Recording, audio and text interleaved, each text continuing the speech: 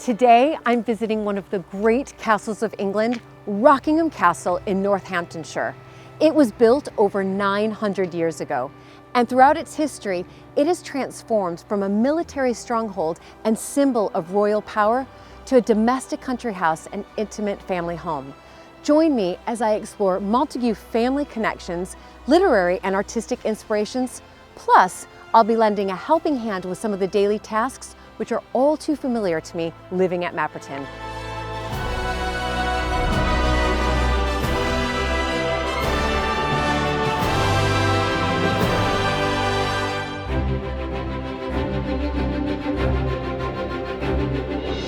When I married into the British aristocracy, it was the start of a wonderfully exciting journey. But it was also a little daunting. I became a Viscountess, and for an American girl from a small town outside Chicago, that was quite a shock. I live with my husband Luke, heir to the Earl of Sandwich, and our family at Mapperton House in Dorset. Living in a place like this is a joy, but also a challenge. And every day we're aware that we're preserving a very special part of Britain's heritage.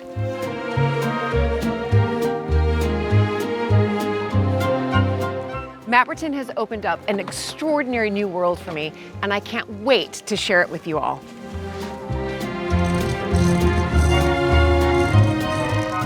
So if you love castles and manors and stately homes as much as I do, please join this American Viscountess as I journey into the British countryside in search of some of Britain's finest historic houses.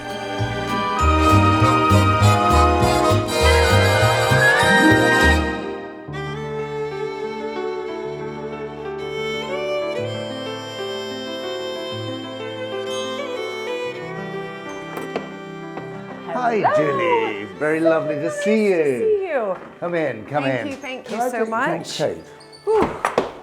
It's cold Thank out you. today. No, it's definitely that January post-Christmas day.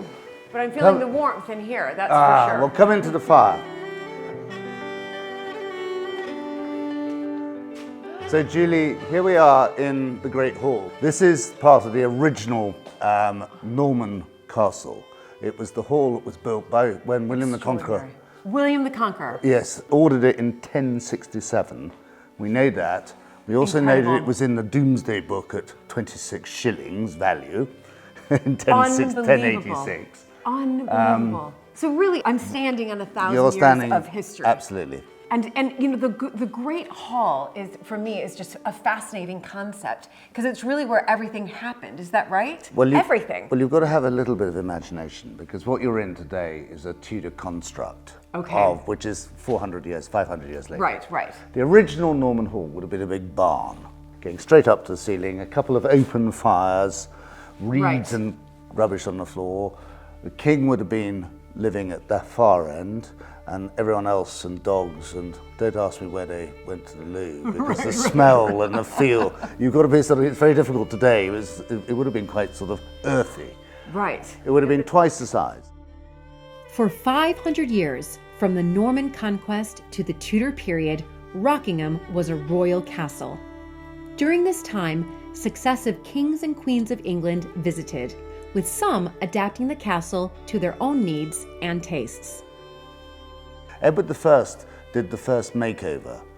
This is 1260s, and he put in central heating. No, he put in the fireplace. Put in the fireplace. And he put in the windows. Okay. And he built, up there would have been the minstrel's gallery. Right. And above it, he built a chamber for his queen, who didn't like slumming it with the troops. Right. Incredible. So you've got a lot of sort of medieval. The difficulty is you have to imagine it here, because so much has been replaced by what other generations have done. Right. And so my family came here in sort of 1540 and finished doing the reconstruction, because the date is 1579 on the beam. So your family arrived here Tudor period. Tudor period. Tudor period. So your family's been here since, well, what, 450 years? So Incredible. Shall we go through to the library and have a coffee? Yeah, I would love that. But I have just spotted Rather, I mean, this is quite a beautiful portrait of Elizabeth I. I assume it's her, yes? Yes, it Am I is. right? Yes. It's painted by Gower, and it's quite a young portrait. I think probably painted when she's probably 20, 25, 30. Right. Because she doesn't look not like those later ones where she was very much an icon and heavily very fierce made looking. up. Yeah, exactly. But did she ever visit Rockingham? No, but she stayed locally, and she had lots of. One of the extraordinary things about this part of the world, it was very, very rich, particularly Tudor houses and wealth, because a lot of her closest advisors lived close by. So there's William Cecil, who was at Burghley, which is only 15 miles away. You have Apthorpe, which was another palace. Fotheringhay, which is where Mary Queen of Scots was executed. That's 15 miles away, but there's nothing there. It's just a mound, very fine church. Right. You have Kirby Hall, which is literally 4 miles away, which is semi-ruined, but was Christopher Hatton's house. It was fantastic. My goodness. Oh my goodness. You know, we are so rich in big houses, big estates, but it's all of that, a lot of it is around that Tudor period. Is around that Tudor period. I know when I was driving here, there were so many brown signs telling me to go to visit this hall and this house. Yeah. But it's really rich with historic houses around here. You could just castle hop all day long. You could. Well, I should have said, of course, the Montague connection at Boughton. Yes, no, of course. I did see the sign to Boughton on my way here. Exactly. Let's get have a coffee. Great. Have you ever wanted to be Lord or Lady of the Manor and stay in a grand castle or stately home with great friends and family? When I lived in the US, I was fascinated by these places, the extraordinary history, the royal connections, and of course, the stunning historic buildings and works of art. I've been lucky enough to marry into one of these families, and I now live here at Mapperton, which is known as Britain's finest manor house. But now it is also possible for you to stay in many of these great houses and estates thanks to Storied Collection. Storied Collection offers exclusive hire of private estates and castles across the United Kingdom and Ireland, where the historical significance and legacy of each property are carefully preserved. And guess what? Mapperton is now officially a member of Storied Collection too. Each historic house within Storied Collection has been hand-picked to ensure the highest standards of accommodation and service. They cater to a range of interests, including fishing, golfing, or enjoying guided tours by the owners themselves. So whether you're organizing a grand family reunion, an exhilarating trip with friends, a corporate retreat, or even a wedding, these places offer an accessible way to turn your dream into memories that you will cherish for a lifetime. And it's much more affordable than you think. With a diverse range of castles, manors, and mansions, a stay with Storied Collection is a unique opportunity that is not to be missed. And please remember to mention Julie when booking to receive a £1,000 discount on any stay of 5 nights or more.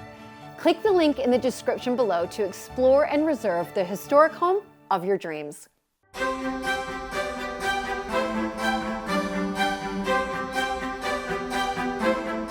But Julie, actually, this is part of the joy of Rockingham, is that it's been mucked about with over the years as each generation has adapted it to its own use. You've just walked out of the medieval hall. Yes. You're now into a Victorian, rather heavy, but Victorian staircase to take access to the first floor. A corridor that was added on to the Tudor wing so that you didn't have to go from room to room, that you had a bit of privacy. And then you go back into the Tudor house. So I'm going from medieval, Victorian, which is 1850. Right. To back to 1560. To Tudor here. Yeah. Incredible. And then you're into a room which was 2 rooms, being turned into 1 room by the Victorians as a library. Right. And then redecorated in Georgian style, so 1760, by the Edwardians, which is, you know, so it's all a bit bogus, really. So the Edwardians came in here, redecorated it, but Georgian style. Georgian style. Well, it was very interesting. There was a sort of reaction, as you get with every generation, that sometimes you like what went prior, sometimes you don't. When I came here as a child, anything that was Victorian was despised. It was disgusting. It was grotesque. It was over the top. Nowadays, actually, it's much more fashionable. Yes, People yes, quite no, like it is. It is. Victorian stuff. It is. Come and sit down and Oh, brilliant. have a seat warm by the fire. Fantastic. And I was just, I was walking and I was looking at all your wonderful photographs of your family. So, because how long have you been here? We moved here in '99. My father, having inherited in 1967, and as a young, I came here when I was 10 in 1971. Okay. So that's when we moved in, when Michael, my great uncle, handed over and moved down to your neck of the woods, down to Dorset. Yes. So this is what I'm obviously fascinated about as well coming here, is the Montague connection here. Yes. So it's your, Michael Cum Seymour, who lived here Yes. at Rockingham Castle, married Alberta Sturgis's, who became Yes. the 9th Countess of Sandwich, an American like me, her daughter Faith. So Michael married Faith. Absolutely. They moved here in 1948. Michael had inherited the castle through the female line. We're not very good at male heirs in this family. And we also, so the female is a very important person. Brilliant. So I think it's been through the female line in my family about 4 times. Fantastic. And Michael inherited from his great uncle, Right. who was the last Watson. And he was 16 when he inherited, because his father died within 3 months of the old vicar dying, and they had double death duties, and it was a great thing. You must know. Of course I know If you think after the First World War, so many estates were broken up. The young heirs had been killed on the Western Front. Yes. And everything was and Michael was determined to keep the house together. And he went off to the Navy, following the family tradition. And Age 16. he was at Dartmouth at the time, but age 16, and suddenly inherited this great shock, and they let it. This is the love to an American, to pay the death duties. You're kidding me. Yep. So from 1925 through to 1932 or 33. An American family called the Emanuels, And they let it out. And he came and lived here with his family. That was quite clever of Michael. Very clever. For 7 years. For the American to come here, something had to be put in. One of them was baths. Yeah, I was about to say. And the other Many more baths. And the other thing was central heating. And I think actually the downstairs loos were added. Right. So there was quite a bit of work done to make it comfortable for this American family. That's incredible. So that American family then helped pay those double death duties. Absolutely. And then Michael was able to keep it in the family because so many homes were lost after the First World War. Very much so many homes. He was fascinated in running the estate and making sure it all worked, and get right from the moment that he had inherited as a young man, although he had a career elsewhere. So then he married Faith, what I think I've read is 1947. Yes. And then they came here and lived here. And I mean, I'm doing my dissertation for my master's on Alberta Sturgis because she was an American like me. So Faith, of course, is then half American. So Michael did marry a, half American. It was very important. It was an enormously important source of revenue for these old tired estates to find some wealthy, exactly, energetic, right. dynamic American. Exactly. But then they didn't have children. So what I've read is that they experienced quite they had huge trauma. Yeah. Huge trauma. Faith had been married before. Yes. And had lovely Gemma, who Michael adopted as his daughter. Yes. And then Michael and Faith tried to have children, and they had one, Francis, who lived for 3 months, and then 2 that were stillborn. And what is rather ironic is that Faith was rhesus negative, which is that issue where your blood cells attack, you as the mother's blood cells attack the baby's blood cells, and it all. And my wife is rhesus negative, but nowadays all you do is you take a jab. You take a jab, right? And it's not a problem. Right. When we were born, you had a full blood transfusion. And so poor Michael, who desperately was, to him, line was so important. In 1967, Sir Michael Cum Seymour passed the castle and estate to his nephew, James's father, Commander Michael My father was brought up here. This is where the family lived, and most of my family, most of my uncles and aunts were born here. Right. And it was still pretty basic as a house. I remember Dad saying, you know, you used to jump over the buckets where the holes in the roof were. And, and Michael and Faith came here in 1948 and took over the house, and they did the most extraordinary work to try and make it more comfortable. And they closed the old kitchen, or stopped using the old kitchen, created a bit of a flat at one end, which is where they lived. What did they do to this room? This room, they decorated it in a wonderful apple green, looked very light apple green, not heavy, beautiful. Yeah. Rather sort of, the curtains, all I remember, there was some brown velour, velvet curtains, so very typical of that period. But it was rather mean. There was no furniture at that end of the room. They all sat round this fireplace, and it got to a stage where all of the paint, particularly on the plaster, started to look really chipped. And then we had a crisis with dry rot, which is all these old houses, you always get something that tweaks you. Right. And so 10 years ago, we completely took it. It was a big exercise because you had to take all the books out, take the bookshelves off the walls, and we rehung in here and changed it from green to this drag blue. And this carpet is a modern copy of the carpet which was here, which is the one over there. Okay. So we created this synergy of actually making it one big room rather than it being a sort of anti-room. Yes. Yeah, and it's a real living space. It's very cozy. It's lovely. And you must spend lots of time here. This has always been my favourite room. Partly I love being surrounded by books. Actually brings back one of the points that's so exciting about these houses is that because they're owned in private hands and they are lived in and they're family homes, that is a real attraction to the visitor. And they love the idea that this is not just a museum.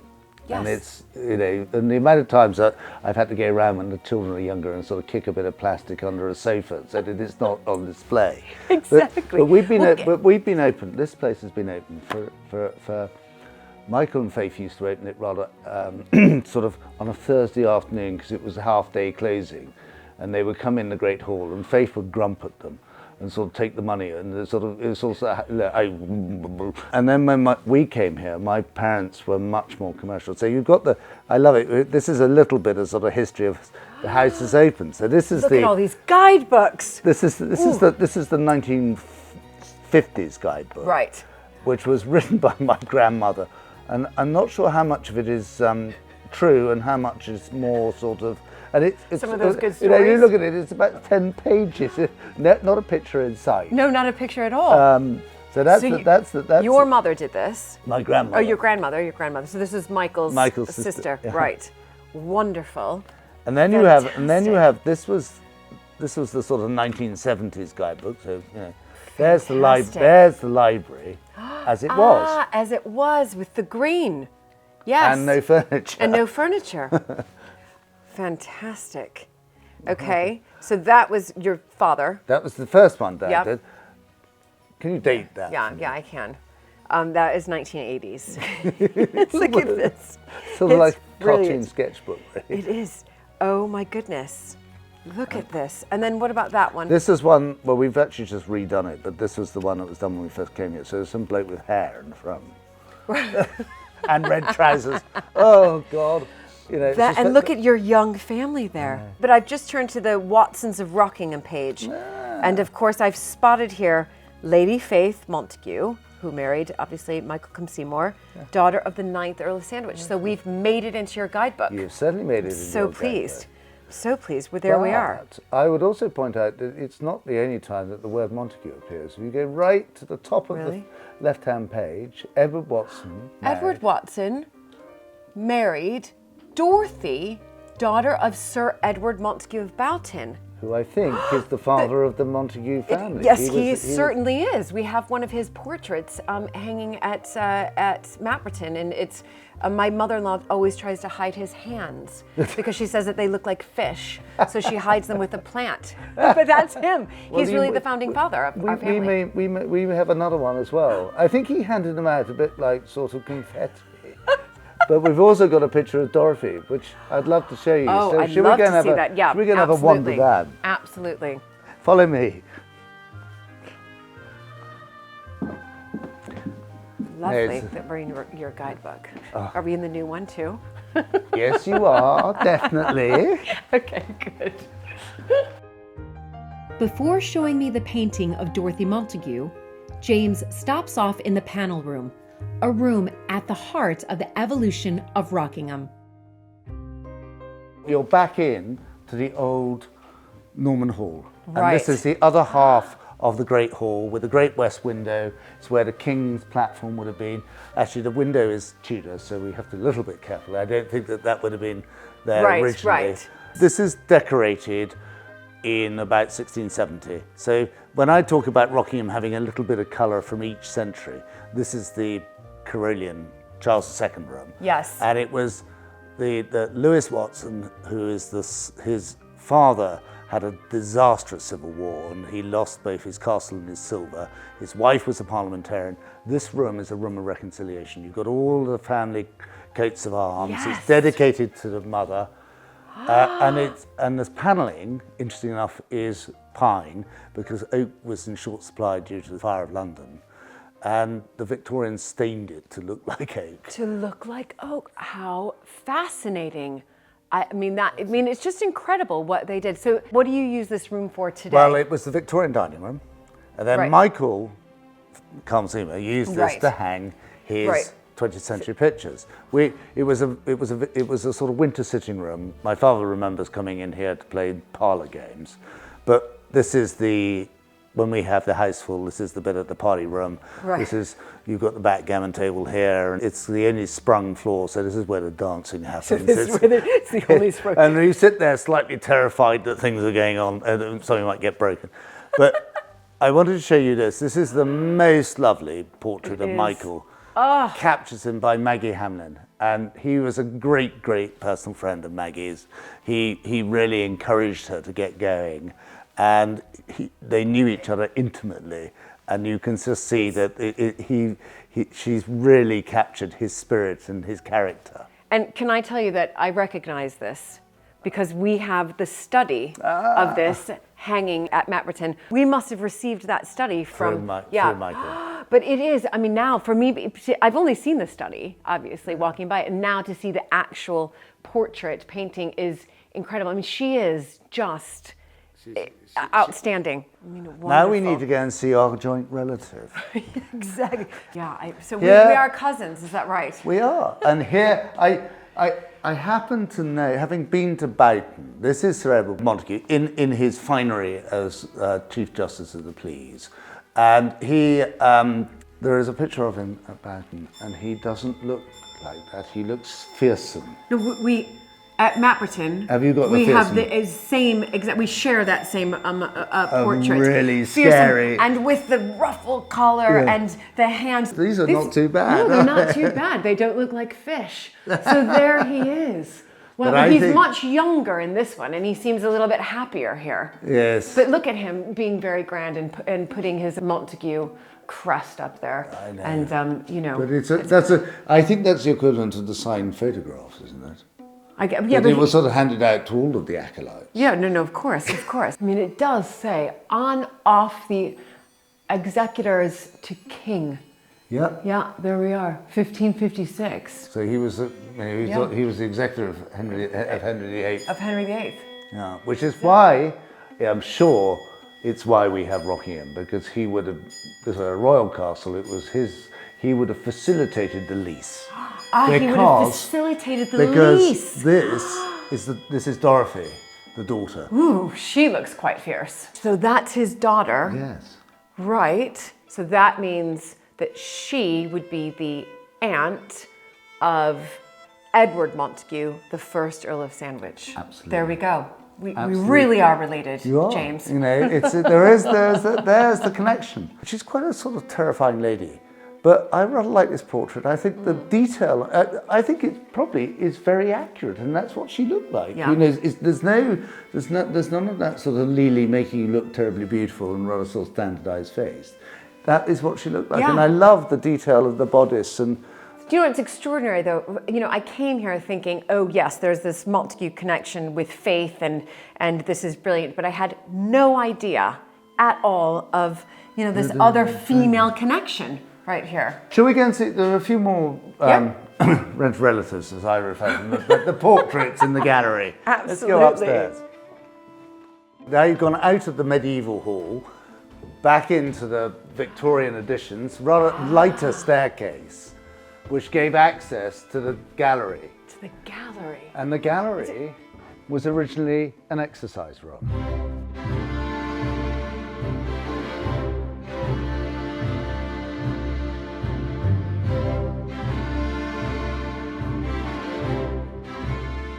The Tudor house always had a gallery, Right. and the gallery was there for people to exercise during the cold. You would come up here and you would walk up and you would perambulate up and down. Really?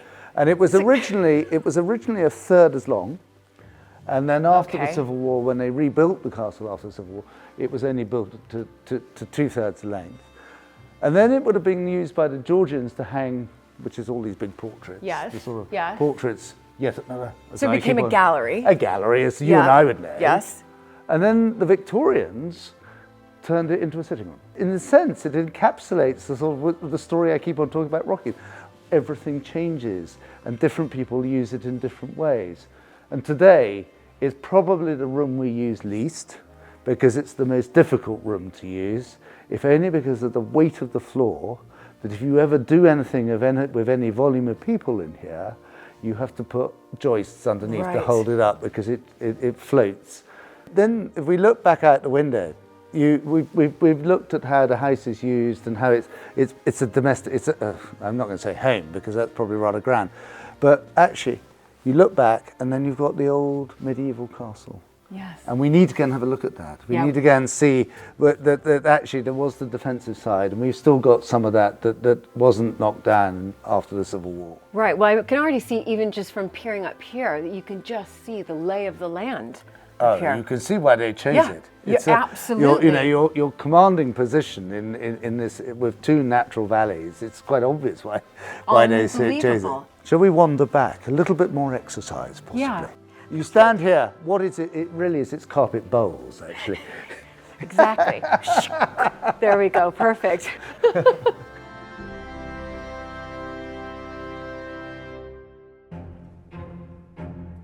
When you come to Rockingham, this is what it's a castle. It looks like a castle. It Yes. feels like a Yes. castle. You can see the curtain wall, what's left of the curtain wall running up to your right with the Norman Tower, and then the motte, which would have been behind that wall at the top, which is now the Rose Garden. That would have been where the keep was. It was dominant. We're sort of sitting down here looking up. Yes. You turn round and you have this, what is our sort of iconic towers.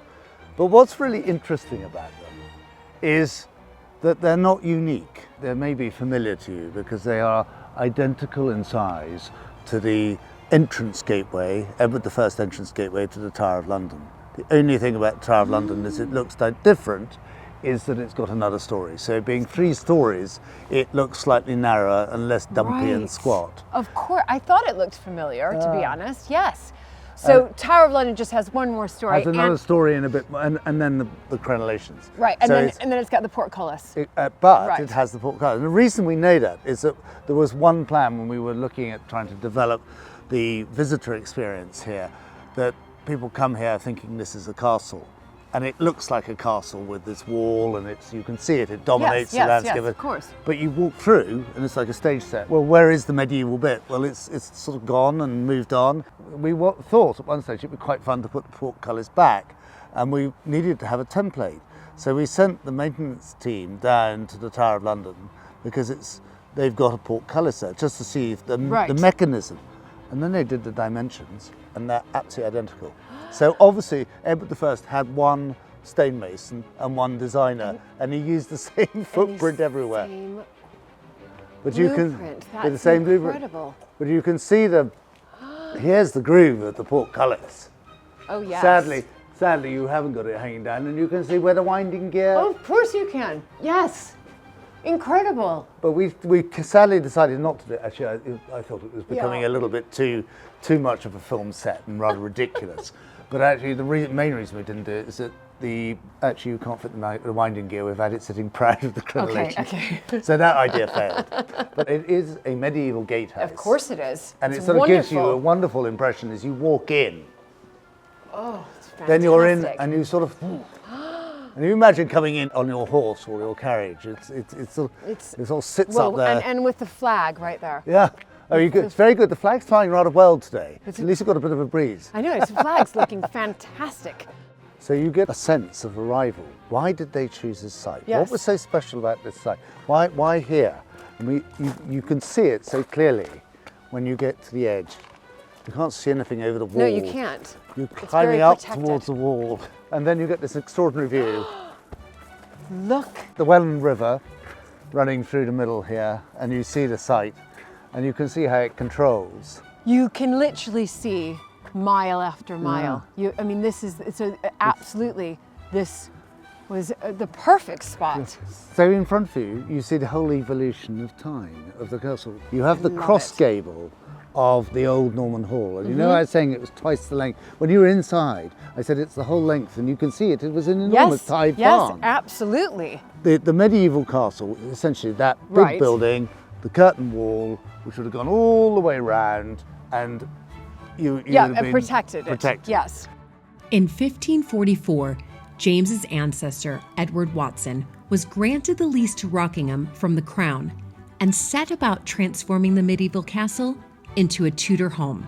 He, first of all, built this wing, originally a third as long, came right out to the end. Yep. I don't think he ever finished it.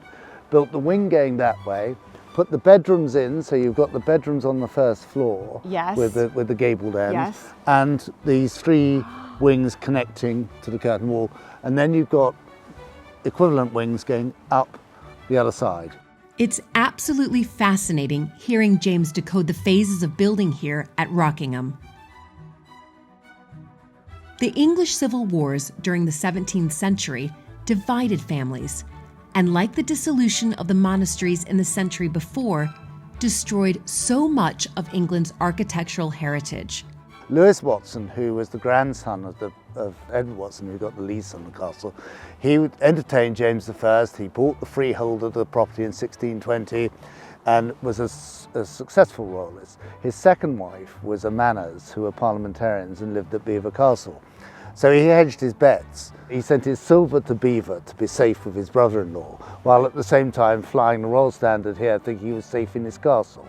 And he got it wrong, because the parliamentarians captured the castle, and he got locked up by the king for losing his castle in Belvoir Castle, Oh which my the king had goodness. taken. Oh my goodness. And all his silver. But he was then pardoned. Oh, he was. And he came back and he joined the king at Oxford and was made Lord Rockingham. And then after the Civil War, he came back here and he spent a lot of time trying to get all his bits and pieces together.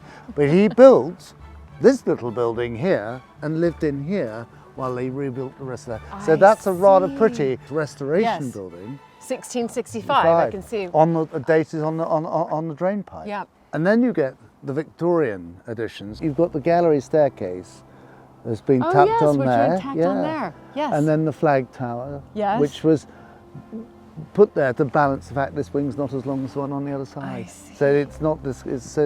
Now I have one little secret I want to take you to. Okay. Because there's something, we're going back to the medieval, but we have a little surprise inside the castle. Okay. Come with me. All right, exciting.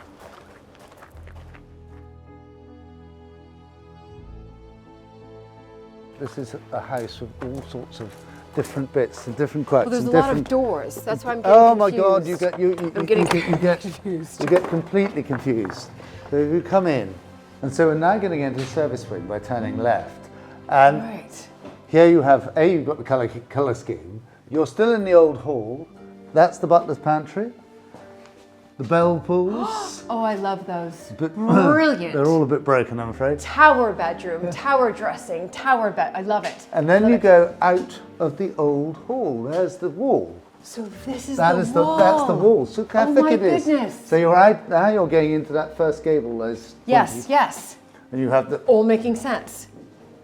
the housekeeper's room, the kitchen. You're in the service part of the house. Yes. But we're going back to the medieval. Oh my goodness. A cobbled street No. leading up to Okay, what this would have is- been the keep. So here's the I curtain. just feel like I'm actually like on a set of like of a medieval feature film or something. And this is where the service wings.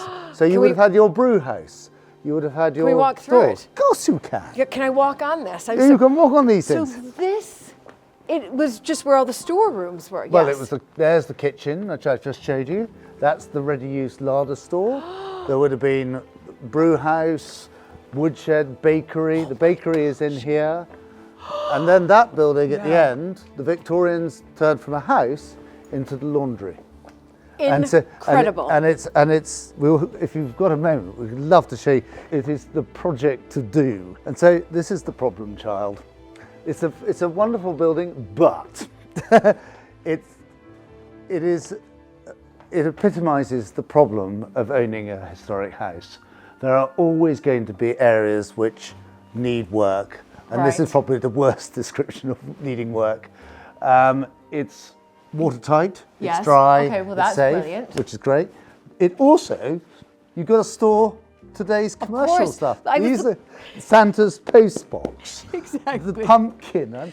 For the Halloween I'm trip. not quite sure. Look I'm at not sure- this. Look at these crows here. Who made this? the scarecrow. This is brilliant. And so I thought, oh, it might make a rather smart office, until I got a quote of £750,000. Nearly, said I was going to no. say $1 million, and I thought, no, I don't think. But it'd make a very good yoga studio, wouldn't it? It would be. You'd love right. it. I would But it's- love it. And This could particularly be. the first floor would be wonderful. The light would be lovely. That's It'd right. be You really- could check in everybody here, have sort of like your locker rooms down here, Yeah. and then you go upstairs and you do yoga. There There we you go. are. I'll just have to somehow raise some funds for it. I know. Exactly. One of our big problems. Exactly.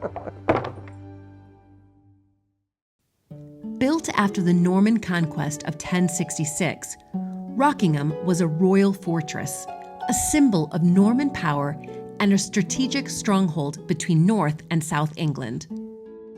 The layout of the house and the castle was 2 baileys with a motte. So this was 1 bailey.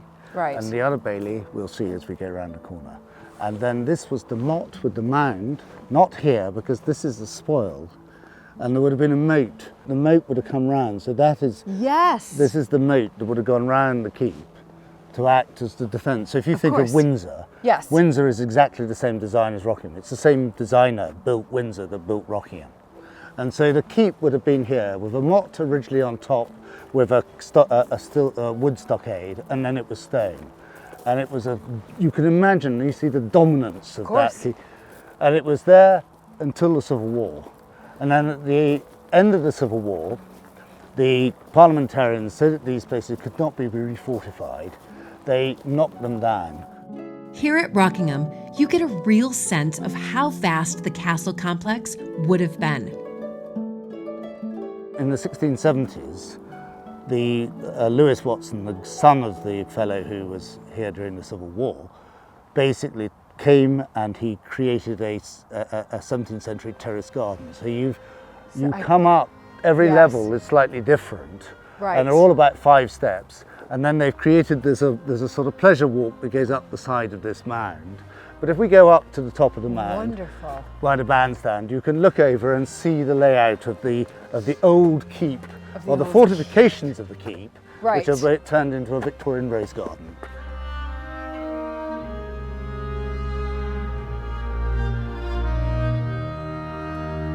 This is And wonderful. Lizzie and I created the garden around the outside because there was nothing. There was a couple of very narrow beds and a couple of big Victorian cherries which fell over. How clever. It's actually really, really clever. This is not what I was expecting when you said come visit the rose garden. I know. I mean, I know they're not out right now, but I was not expecting this.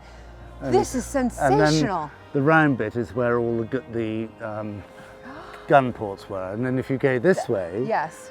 Julie, you can see the dominance of it over the rest of the castle. No, but it's rather wonderful to feel that actually we've been able to do something in this garden to leave a bit of a legacy with this creation of the new garden here, linking, and given it's only 15 years old, these yews have done amazingly, and that they're now the same height as the yews on of the Victorian It's garden. incredible. It's absolutely incredible.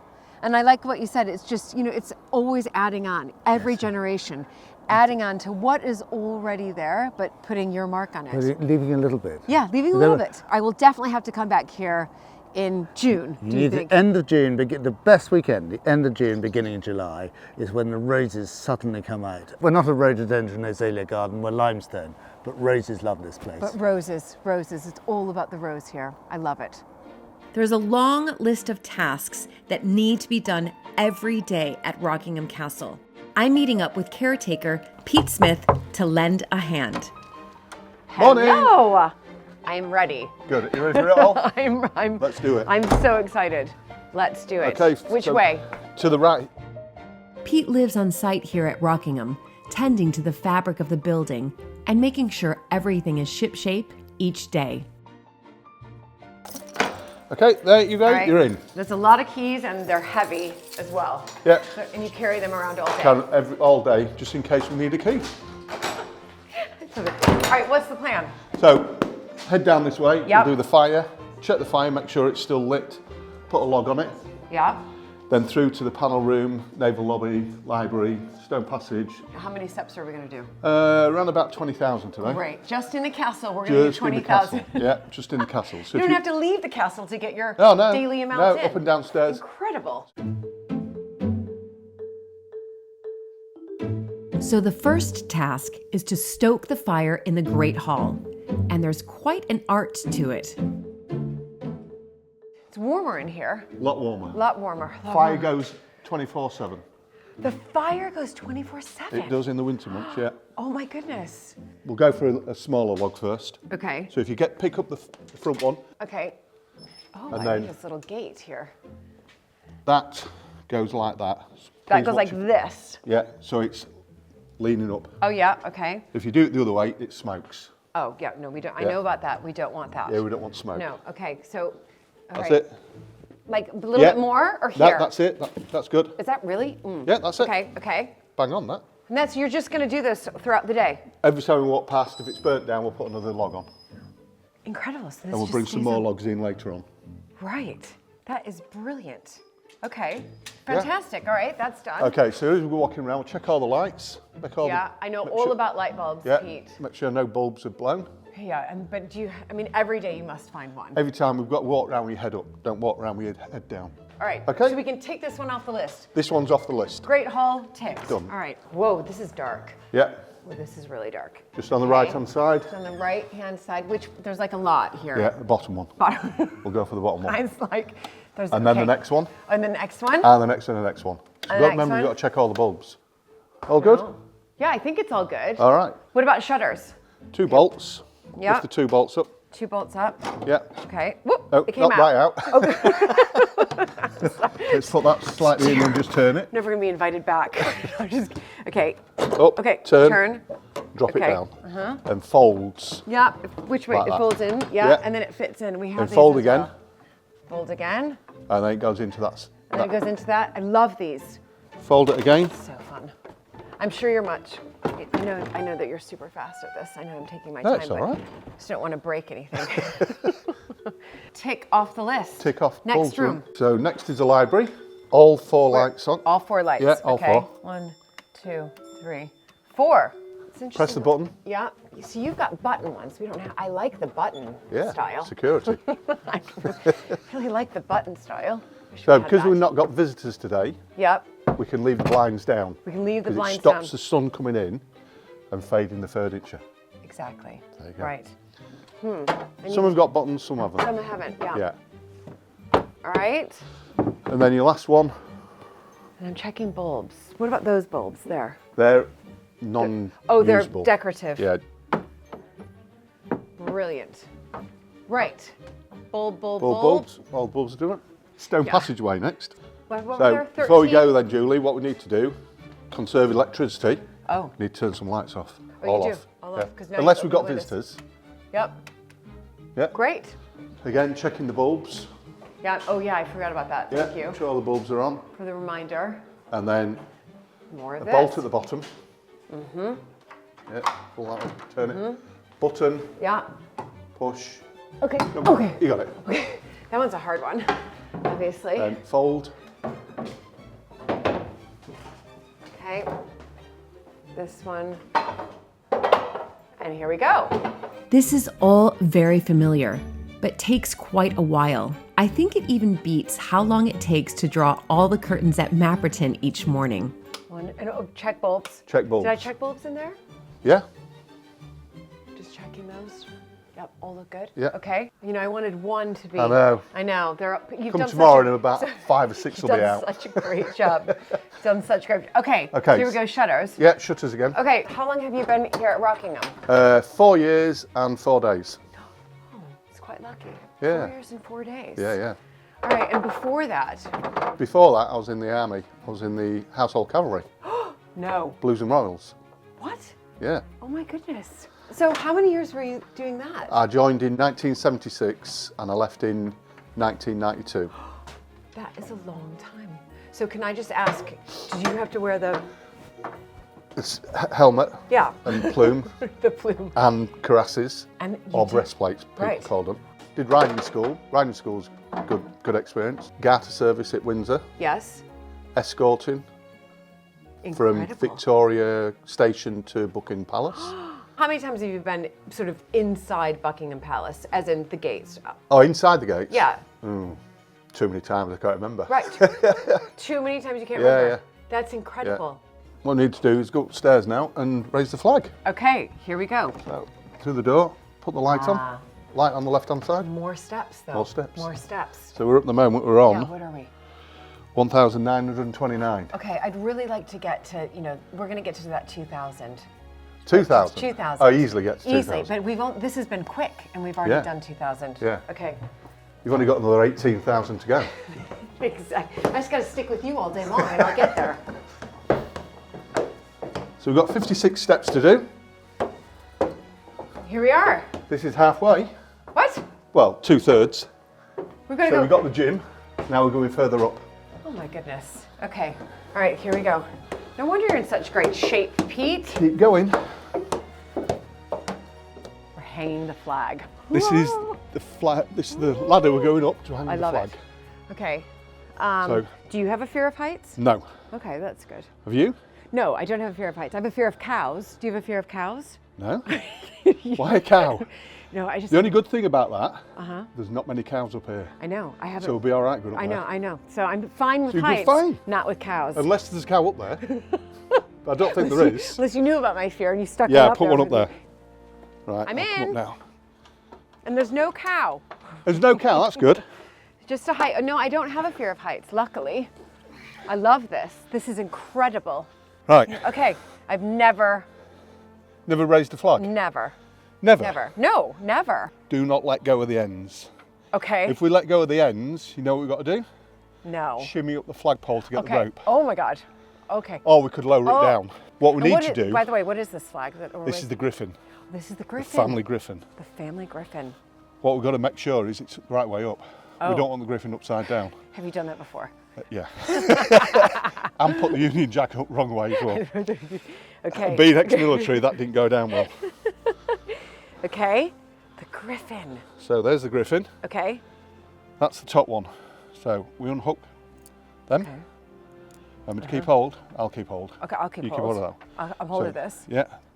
That wants to hook through there. Okay. Hook through here. Yeah. Okay. Yeah. That's it. Hooked. Hold it. Okay, so we can pull. So now I'm going to pull. You're going to pull until we get the bottom rope. So Okay. keep pulling. Go on, go on, go on. Keep going, keep I going. love keep going. this. This is amazing. All right. Hold it there. Uh huh. Yeah, through that one. Okay. Okay, got it? Yep. Got it. I'll hold that. I'll swap you again Okay. Pull. and pull. Oh my gosh, this is so Keep much going fun. till we get to the top. Oh my gosh, this is so much fun. This is amazing. Okay. Well, Pete, I think it looks pretty darn amazing. What do you Yeah, think? it's pretty good. It's blowing as well. How fun. Yeah. I know it's flowing. Yeah, So and we can see fun. the griffin. And guess what? We got it the right way. Thanks That's to you. the best.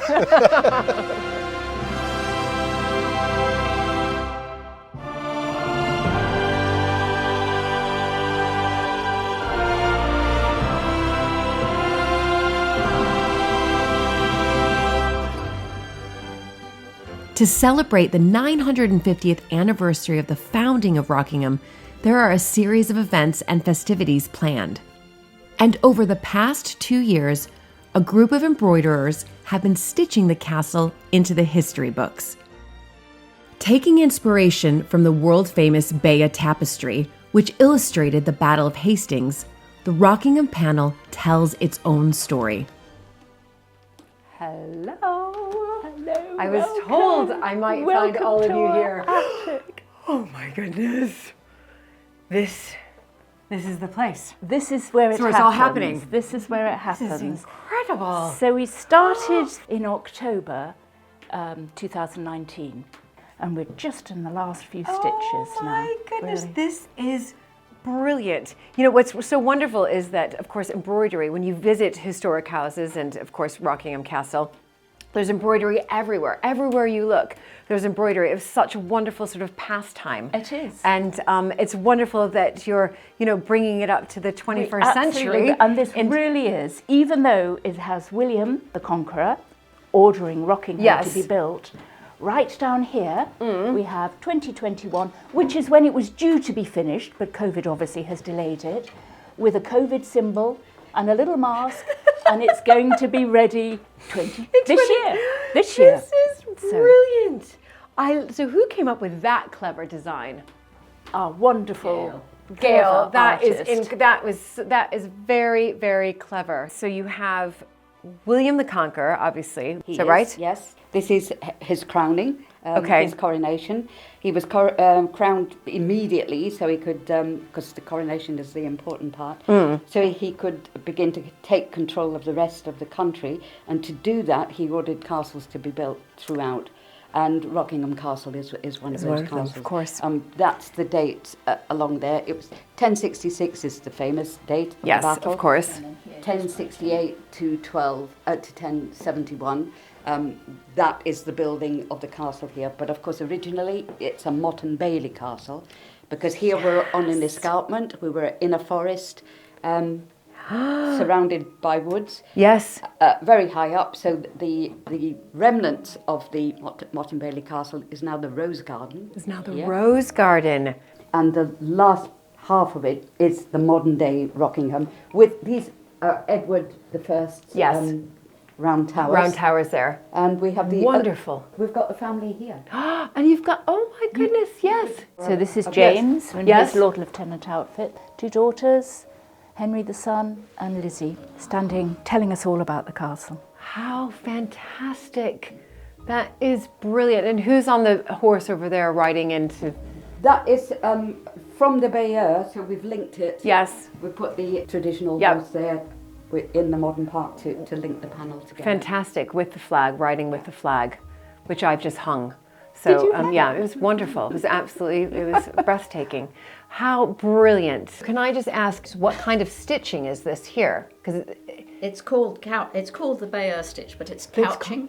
it's called, And so okay. you lay down threads Right. like this, and then you have to go over the top at right angles. I see. And just hold them down with a little stitch. And- So I'm just doing narrow pieces, but this piece will have been worked like that. So Exactly. you lay down the threads and then you go over the top in the I opposite 90-degree see. angle and hold it down with little stitches. And the Bayeux was all Done like that. all done like This that. is French knots, Yes. which would not have been on the Bayeux. Right. But it gives it it gives it the texture. depth, Exactly. very tactile. But that looks complicated as well. It is. Yes. Yes. So I did the French knots, and I did those specifically because this is how a motte was built. A layer of stones, a layer of dirt.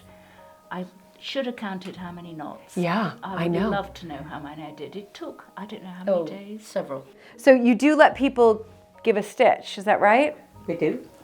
If you Would ask you like a Mike. go? Can I please do just one stitch? And I promise not to mess it up. It's just a stitch. We It's have all- a thread ready for you to Oh, you go do? here. Okay. Now I used to stitch when I was younger, but it was a long time ago. We're just putting little yellow dots to look like flowers. So Okay. if you want to put some somewhere, So I could just do one. you just do one. Just do one, everybody. Just do one, everybody. So I'll just go through here. Okay. And then I see, so you've got to go all the way under there. Find it. There you are. I might do a bigger one. Yeah, go on. Do another one. Next stitch. Okay. Be brave. Okay, there we go. Oh, I'll go right here. Okay, yeah, I'll do a much bigger one. That was just a little speck. Now be careful, you might have to go home and start your own. I know. Well, that's what I'm thinking. I'm thinking, what can we do for Mapperton? Mapperton was in the Doomsday Book, so I could do. You could? I could, you know, could. start from there. There we are. Yeah, that is You just lovely. bring the needle back up somewhere and then be ready for. The next one. Sure, here we go. That's lovely. Thank Okay. Thank you very you. much. Thank you. Thank you so much Our for pleasure. letting Thank me you. be a part of the 950th anniversary of Rockingham. What an exquisite historical record. And I'm so thrilled to see a traditional craft continuing here at the castle.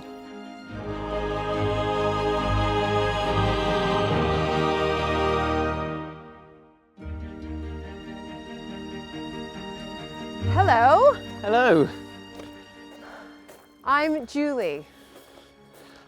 my name's Dean. I'm the Hi, head gardener. Dean. Head gardener? Wow, amazing. I'm Lovely honored to meet you. Anytime I meet a head gardener, I'm like, oh my gosh, you guys are absolutely incredible. No, I won't go that far. So wow, so this is, here we are in the Rose Garden, which Yes. my understanding is this is where the keep used to be. Is that It right? is, yes. And if you look at the design of the garden, it's actually designed to look like a keep still, with the yew being the different entrances. And we also have box-shaped yew on the outside, which are the soldiers marching back to the keep. So we've tried to keep that so it's in keeping with what its original purpose. So this is the rose, these are all roses here, yes. They are. It's a traditional formal rose garden, which is not as common as it used to be, really. So.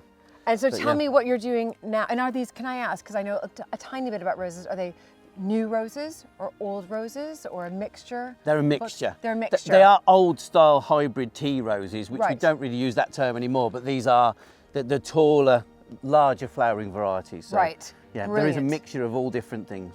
So I suspect it just must look absolutely spectacular. It does, And yes. Is it, what is it, end of June when they're in full bloom, Probably, would you say? yeah, probably a little bit early in that here, because we are quite sheltered with the yew hedge all the way around. So we have quite a long season of roses. Right. So, yeah. Well, that's brilliant. It's like- and my observations from talking to people that have come is that it's a very romantic garden, and obviously there's nothing more romantic than roses. And you know, when you're working in here, it's really nice because you do see couples and they're often taking pictures of each other with the roses and things like that. So it's lovely, sniffing the roses and all those sorts of things. That's so lovely. So that's really nice, and we've got obviously the fantastic views and everything. So Yeah. yeah, No, it's a romantic absolutely. type garden. Absolutely. Okay, so you've done a lot of planting right now. These are all new roses. No, not all of them are new. A lot of it, we're in rotation, so we're rotating a lot of the older roses Yeah. out. They've done their job, and you know it's time for them to have a rest, as it Yes. were. And but we've got to plant lots of new roses, over 200, to get the garden back into where it needs to be. But the problem is that roses don't like being where roses were before. So rose replant disease is a real problem for a garden like this. And the old method, I mean, scientifically, we don't exactly know what causes it. Even now, with all the scientific discoveries we've had, we're still not exactly sure why roses fail. I mean, there's lots of pathogens and different things in the soil, Yes. but, and so, you know, there's various methods of getting over that. But the main method that people have been using for years and years is the one where they take out all the soil and then replace that all with fresh soil and take all the old soil away.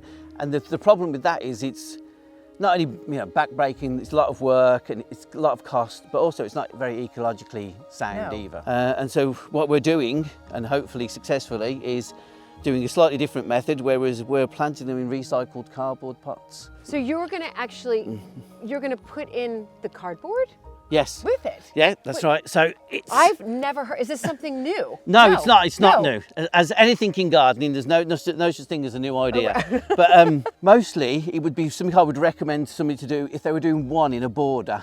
Okay. But it's not very often you do 200 of them. But yeah, you're gonna so try it this, out. this is going to try it out. You're Yeah. gonna try it out. So the idea would be is this little self-contained environment. It's got compost in there, and its roots will grow. In the first year, we'll take very good care of it, and its roots will grow. And as the water penetrates into the cardboard, that will break down into the soil.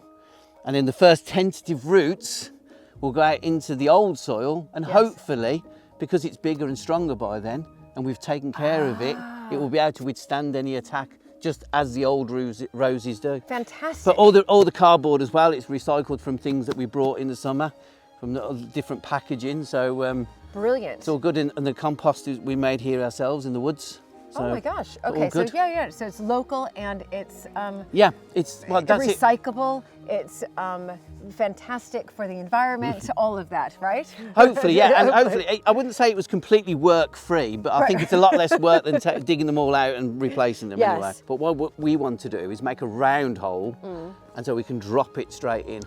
Ah, So okay. yes, that's okay. why we've got. So what we've got here are spades that we normally use for digging post holes. Yes. So not your normal spade. No, not at all. And then what we've got to do is measure how big the pot is yeah. against the spade, Yep. and then go for that height. So we'll move this line out the way. Okay.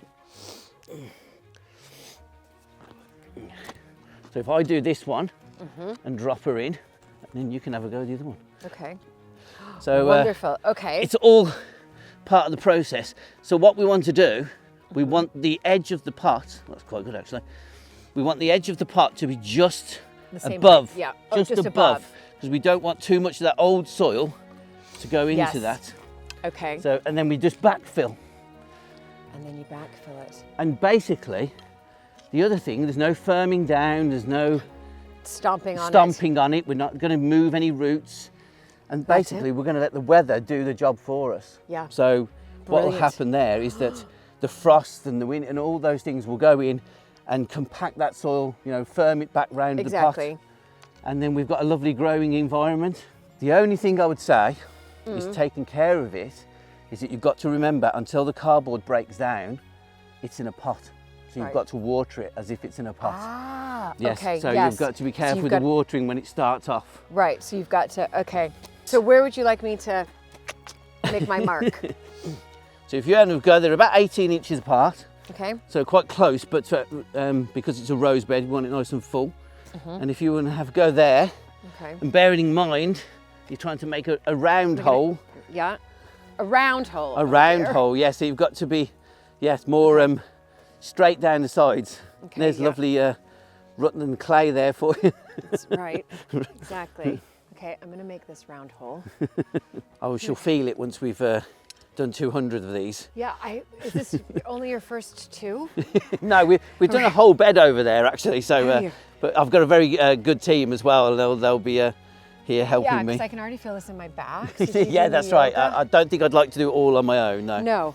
Do you? I'm going to have to do some yoga after this for sure to stretch it out. And I've only done one. Okay. But it's yeah, still better I think than taking the entire 2 tons of soil away. I agree. Yeah, I mean, you'd have to just dig all that out. I think we're getting there now. You know. Okay. What do you think? I think we're there. Yeah. I think Okay. we're there. Yeah. So we'll measure her up.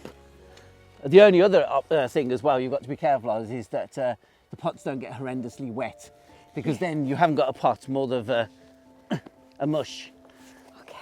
Yeah, there we go. There we go. I think that's okay, because that one's quite deep in its pot. So if Yes. you just backfill round that and Okay. So I'm just going to backfill yeah, just around gently it. backfill round it and push it back in, and we're good to go. Okay. Okay. Here we go. And hopefully you'll come back and take pictures of them when they're all flowering and I wonderful. will. We will absolutely come back, because you know this is, as you said, rose gardens. Just everybody loves a rose garden. They do. they just- Even, I mean, we have so many wonderful plants these days, but you know, there's something about the Roses. mystique and romance of a rose that really, right. people.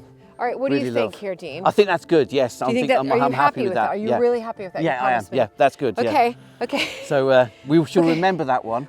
We shall label it. I hope it Julie's survives. Rose. Julie's rose. I really hope it survives. Yes.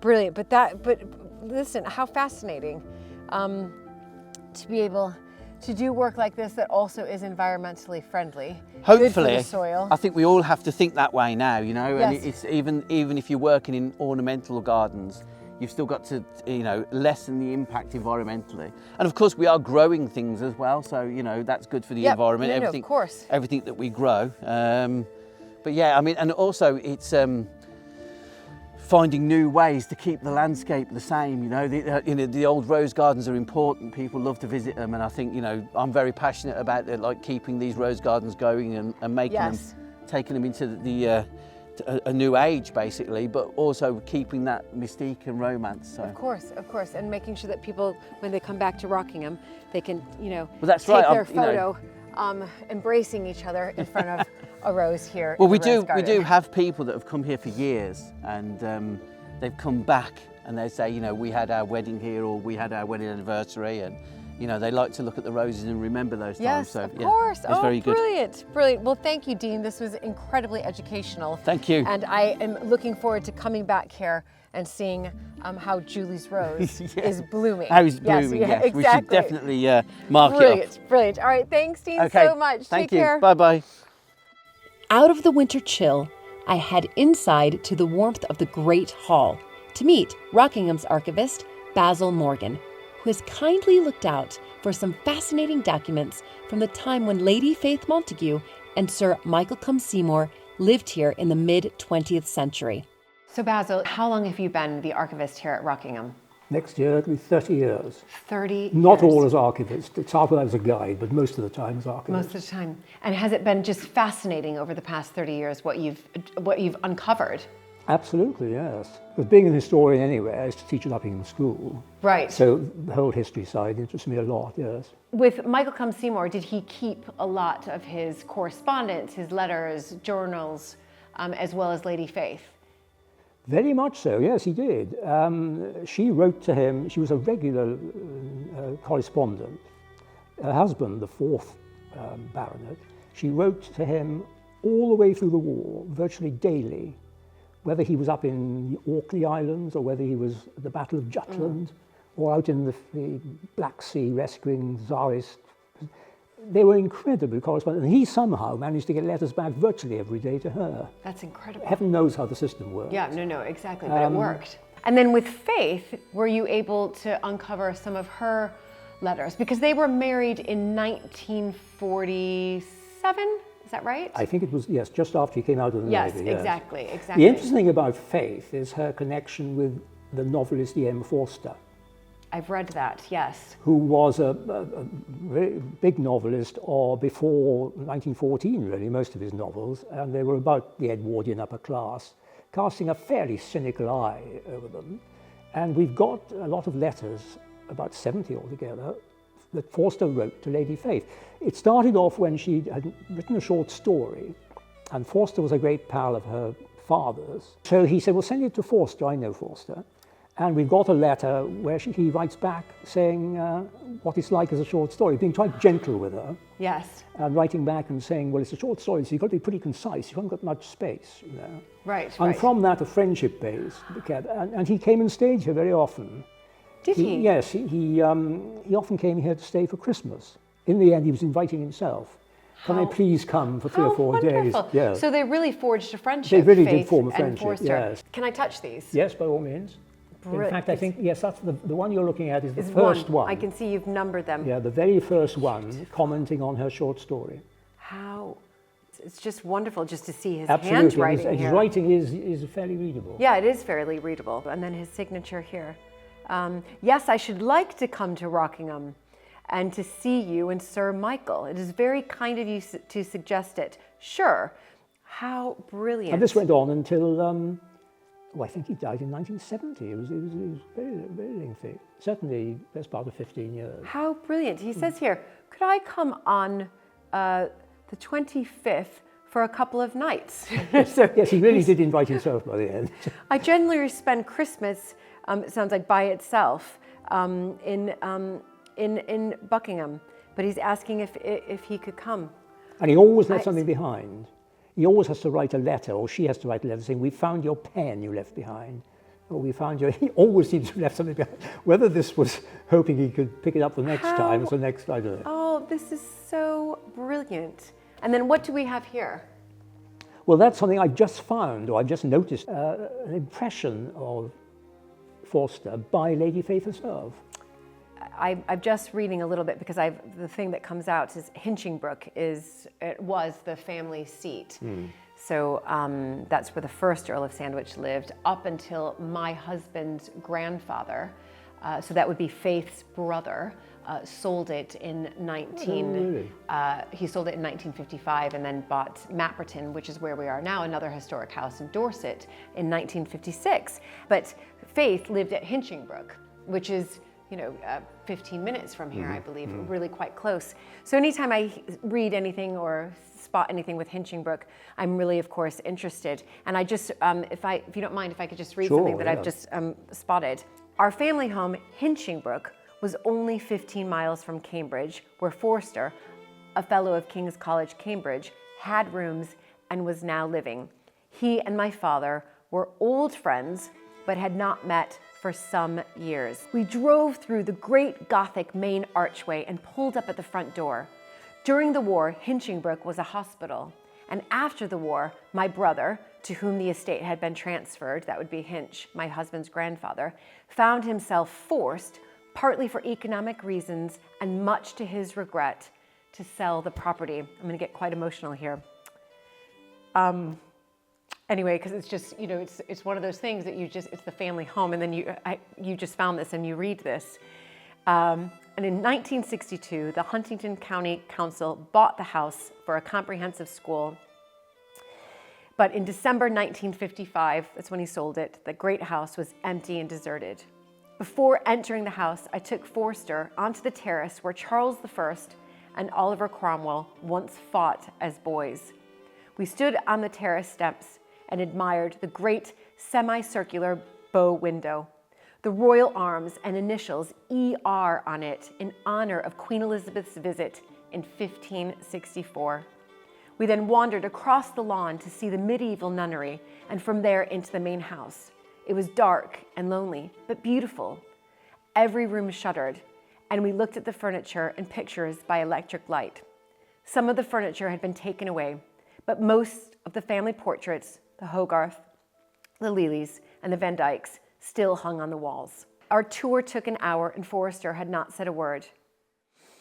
Then he rounded on me explosively. To abandon it like that, to leave it empty, just to clear it out. What will happen to all its art treasures? He was desperately concerned. Houses are important, A house gives security. It's an anchorage. And then she says, I was seeing a new Forster. For a second, I had a glimpse of his real identity underneath.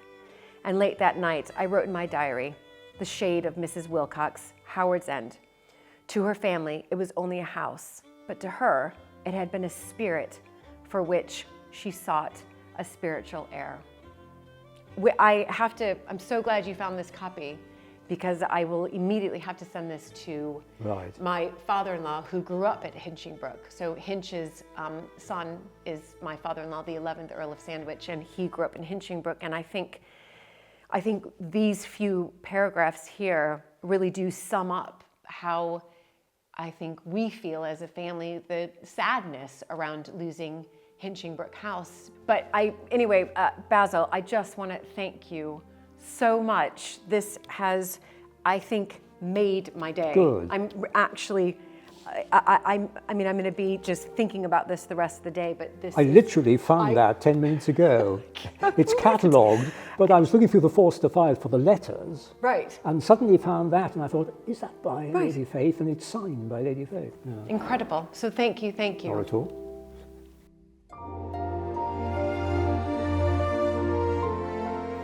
It's really hard for me to articulate the emotion that I felt today when I sat with Basil and we were looking through some of the letters that Forster had written to Faith. Of course, I have this huge interest in Faith and learning a little bit more about her because she was the daughter of Alberta Sturgis, the 9th Countess of Sandwich, who was an American like me and married into the Montague family.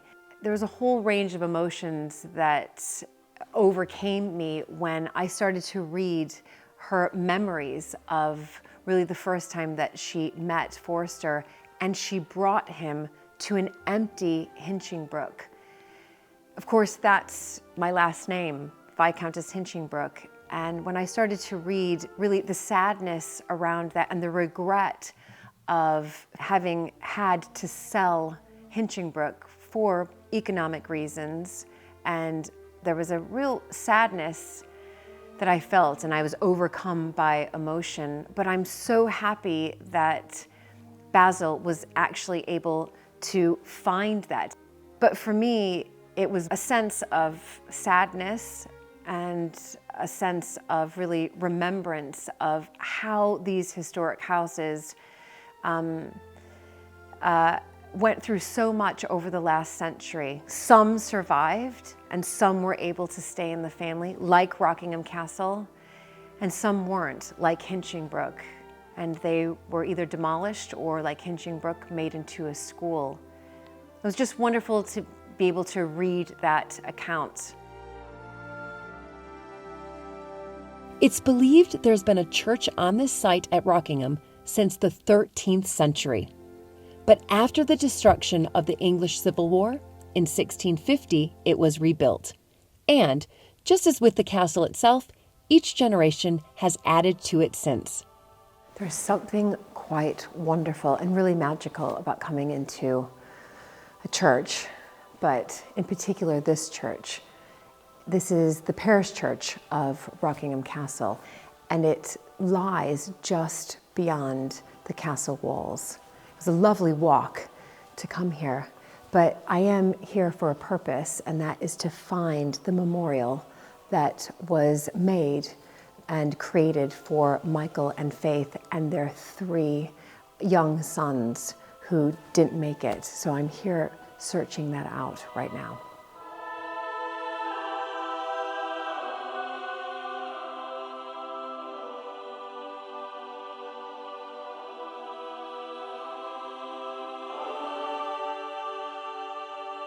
All around the side chapel are the most beautiful sculptures, but some were pieced together following the Civil War, when it's thought Sir Lewis Watson brought together fragments of the memorial to his grandmother, Dorothy Montagu, with that of his father, Sir Edward Watson. Oh, here we go. Wow. There, right away. And here it reads, remember Michael Clum Seymour, 1909 to 1999, and his wife, Faith Montagu, 1911 to 1983. Their 3 baby boys. The care they took of Rockingham and the happiness they found there and at Witherston. Now, Witherston is a part of Mapperton, so there still is land that we have that is part of Mapperton Estate that is called Witherston. And the people who live at Witherston now, at the house that Michael and Faith were at, are friends of ours, and the many friends whose lives they touched.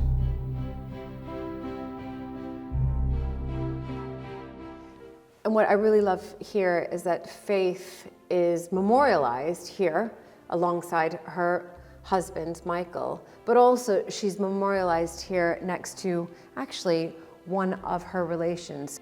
So it's extraordinary to see that Lewis created this monument for his grandmother, Dorothy Montagu, and his father, Edward Watson, side by side together, using the remains of other family monuments that had been destroyed by the parliamentarians. But it's just lovely for me to see that there are 2 Montagues here memorialized in the Watson sort of family vault, if you like.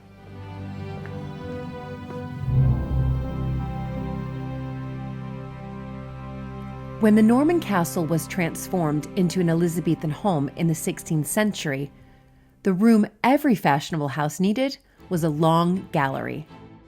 And it's here where James tells me of a very special visitor to the castle in the mid-19th century. Well, it's wonderful to bring you up here to one of our literary gems. It's so nice to have an association with someone who actually is such a giant of our literary history. Charles Dickens. Incredible. Right away, as soon as I saw that, I thought there must be a story about Charles Dickens here. We're not a particularly literary family, but it is rather nice. Richard Watson, who is the picture, the gentleman on the right, was the younger son of Lord Sons, Met Charles Dickens in Lausanne. Lavinia and Richard were on the Grand Tour. Okay. Or the equivalent of the Grand Tour. Yes. And they were staying in Lausanne, and then the villa next door was Charles Dickens and his wife. And they got on fantastically well. This was to become a lifelong friendship, with Charles Dickens inspired by his visits to Rockingham, remarking to a friend in 1849, "Of all of the country houses and estates I have yet seen in England, I think this is by far the best." And there are two really quite strong associations. Two books are very associated with Rockingham. One of them is David Copperfield, and the second is Bleak House. Right. David Copperfield, Charles Dickens dedicated the first edition to Richard and Lavinia Watson. Incredible. And by chance, not really, but I have it here. And this is the original edition.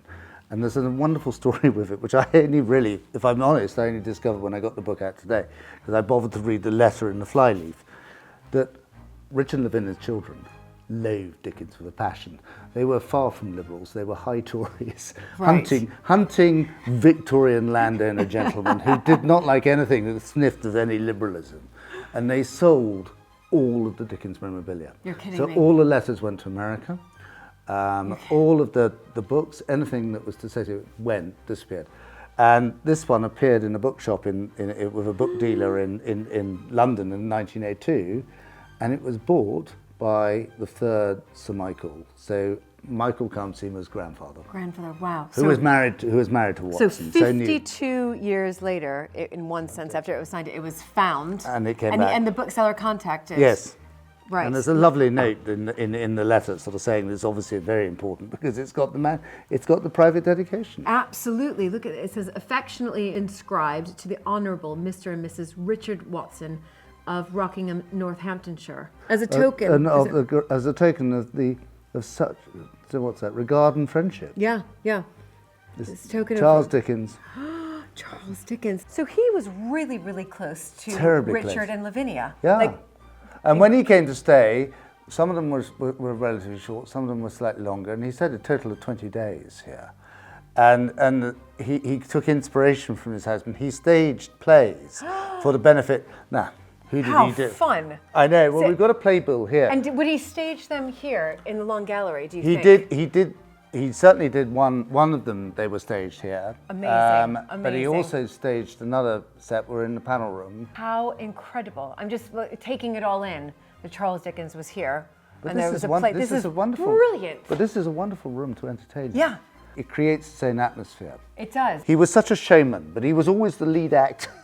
Look at this. Rockingham Castle will be presented Monday evening, January 13th, 1851, used up. And you're right, Sir Charles Coldstream, Mr. Charles Dickens. To be followed by the interlude of A Day After the Wedding, Colonel Freelove, Mr. Charles Dickens. Then you have, the performance will conclude with Mrs. Inchbald's farce, Animal Magnetism, and the doctor, the lead is Mr. Charles Dickens. That's the original. So this would That's be- the playbill that would have been stuck. Right, just for the announced household. it. Well, I think that there may have been for other local friends Right, as but well. still, it's- Sort of advertising it. I bet you he's never won to Mr. Shilling. No, but it's brilliant. And also at the end, it says, the theater will be opened at 8:15. The performance will commence at 8 o'clock. God save the Queen. The Queen.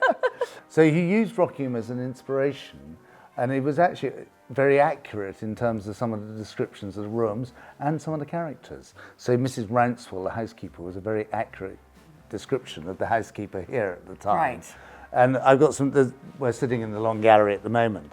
There's a lovely quote in here when he talks about how the evening shadows draw across the pictures. And as this is west facing with these big windows, you do get and as the sun goes down out over across the valley, it sort of the shadows draw across the pictures.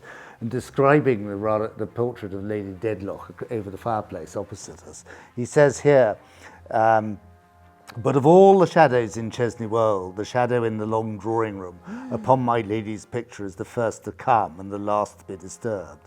At this hour and by this light, it changes into threatening hands raised up and menacing the handsome face with every breath that stirs. But So he's really describing, obviously, this room. this room. And that portrait there, I would possibly. possibly, Yeah, you bet highly on it, likely. You'd bet on it. Yes. How brilliant. So it's rather fun. So there's a very strong association with Dickens in here. The friendship between Charles Dickens and Richard and Lavinia Watson was one of real affection, which is reflected in Dickens' works, but also in his private correspondence. And he wrote the most touching letter at his distraught sadness at Richard's early death in 1852. He continued to correspond with Lavinia right up until his death in 1870. He wrote 2 months before, and actually we've got a copy of the letter here, where it says, "My dear Mrs. Watson, with the greatest pleasure I engage myself and Mary to you for the 2nd of May. You cannot too completely make me one of your family party. The dear old Rockingham days are always fresh in my heart, believe me. Ever faithfully yours, Charles Dickens." And that was written 2 months before he died. It's incredible. That relationship went on long after Richard Watson's death, and they were very close friends. Absolutely, and I can't tell you, we are so proud at Rockingham to have that association with one of Britain's greatest writers. Absolutely, but also that you were able to, I think treasures here at these historic houses are so important. But when a treasure gets sold and then you get it back, it's even more special and more extraordinary to even have that back in the family. So wonderful, incredible. I couldn't agree more.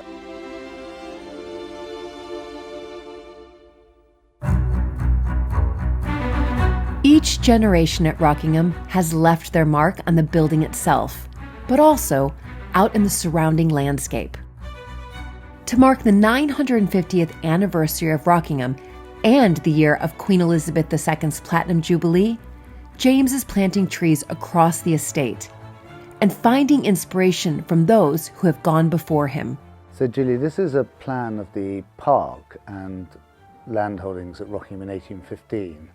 And the reason I got it out is that it's really exciting. We've been looking at trying to do some really significant planting, and one of the ambitions is to plant 950 trees. Now, you know, and I know, that you can easily plant 950 whips in a belt and they'll disappear. Well, actually, we want to do something slightly significant. And so one of the things that I've been doing, it's been really fun, is finding some of the old maps, some of the old photographs, finding where avenues that we used to have, which have gone or disappeared, or lines of trees that have disappeared. So what I think is interesting about this map is that actually to shape the site of the park with the castle here, there's quite a lot of change. Yes. But there's this wonderful double avenue that runs in from South Lodge. And if you look at the photograph here, that is the double avenue my goodness, it's in beautiful. 1910, and they were all elms. Look at that double avenue. I don't think this I've ever seen yeah, that before. and this photograph, you've got the remnants of it, but they all died in 1976 of Dutch elm disease. Of the Dutch elm disease, I see. And Dad put back a sort of, it's not really worked, but a mix of plain and beech. Right. Norwegian beech doesn't look good, and it's not a double avenue. It's sort of half a stand, half. And my ambition is not to go all the way down, but actually just to do it at the top. And so we're going to do that. So that's where all 950 trees... No, that's about 36. All right, okay. Well, maybe a bit more, because you have to place them every... We also took an avenue out here of dead sycamore. We're going to put those back. And I really love this idea of the sort of single belts of trees around the park. Now, we've got a belt there, but I'm going to plant on the other side a whole line, a single line, all the way from some sultry coppice all the way down back to the castle. Oh, so this will be... Double line as well. Fantastic. Now, we need to go and plant a tree to mark the Platinum Jubilee. So would you like to come and help me plant a tree in the Wild Garden? I would absolutely love to do that. I can't think of anything better. How fun. Let's go and do that. The formal gardens here at Rockingham were redesigned after the Civil Wars in the 17th century. They are made up of a series of terraces around the castle. We were talking about Dickens earlier. Yes. This terrace was part of his inspiration. This is where he conceived the ghost of Lady Dedlock.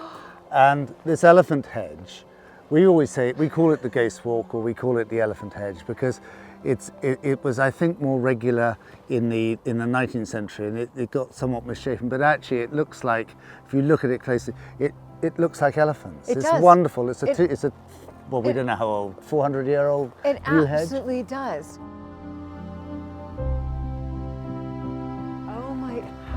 beautiful. And then if we go through this gate here, we're now going into the Wild Garden, and this was the access that the parliamentarians sacked the castle in 45.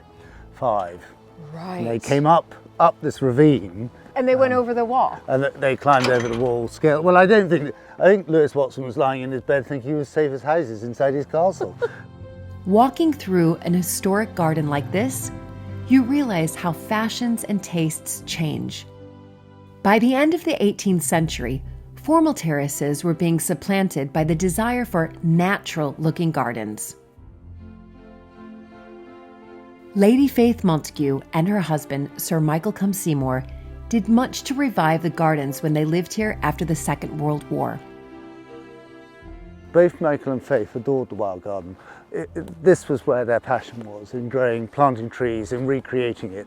We're now, 60 years later, having to cope with the legacy of that. So many of the trees have come to the end of their lives, particularly the sort of prunuses.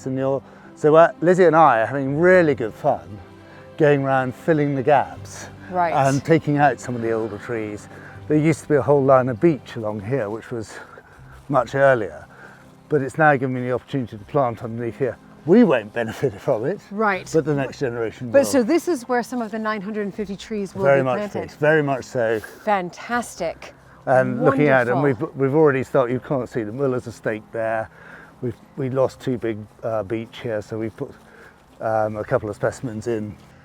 Now we'll wander down. We'll go back down the steep bank here to the pond.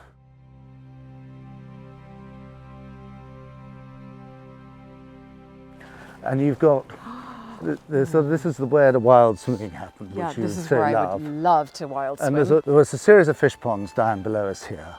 And this pond was actually created as a labour device in the agricultural depression of the late 19th century. And William Paxton, who built the Palm House at Kew, was engaged to design a series of ponds here.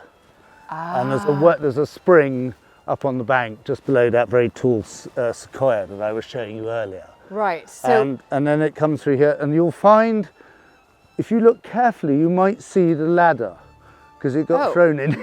oh my goodness! But can you swim? I mean, I would swim in this. I would want to.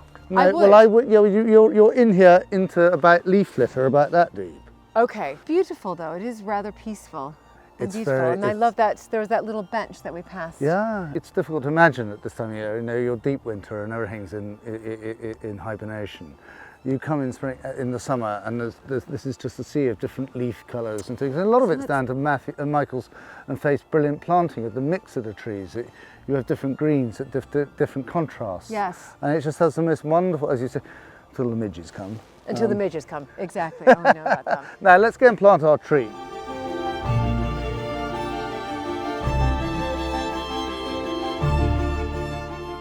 So how many have you planted so far of So the far, 950? not remember. We've done about 30 in here. Right. In the garden. Okay. This is the 31st. This is the 31st. We're doing 38 in avenues. We're putting in a couple of shelter belts. Right. We're going to do some clumps in the park Yes. where it's got rather thin. So here we go. Here we go. All right. A What am I little Scots What am I pine. planting here? What am I planting? You're planting a Scots pine, Scots pine. Fantastic. and it's been come out of its pot. Yes. Yes. So if you would like, if I pop it in there, Right. and then if you'd like to take a little bit of that, use the spade. We can then, and then I might have to get the professionals to come and sort me out, because you think I might know what I'm doing, which is not. Well, how Not do you too know? sure. How do you know I know you what I'm doing? because you told me you've planted lots of trees, including one in Hinchinbrook. Exactly. And you're Exactly. rewilding at And I'm Mapperton. rewilding at Mapperton, you know. I've got to get used to this. This is Yeah. brilliant practice for me. There you are, so Brilliant good. practice. Got to We go need a all little at the around. back. We need a little bit at the back This here. is fantastic. Right. You've done a brilliant job there. Now, should I use all the soil? Oh, I think so. Yeah, I think so. that's what I was it needs. thinking.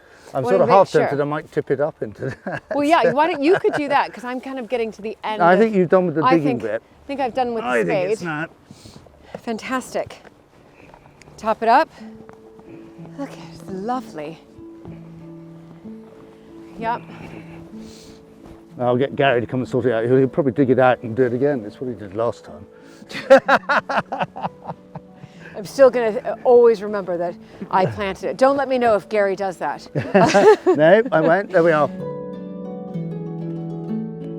You are done a it. star. Thank you so much, Julie.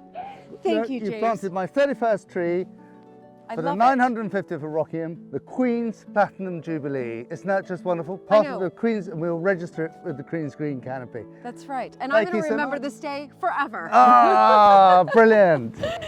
Oh, that's wonderful.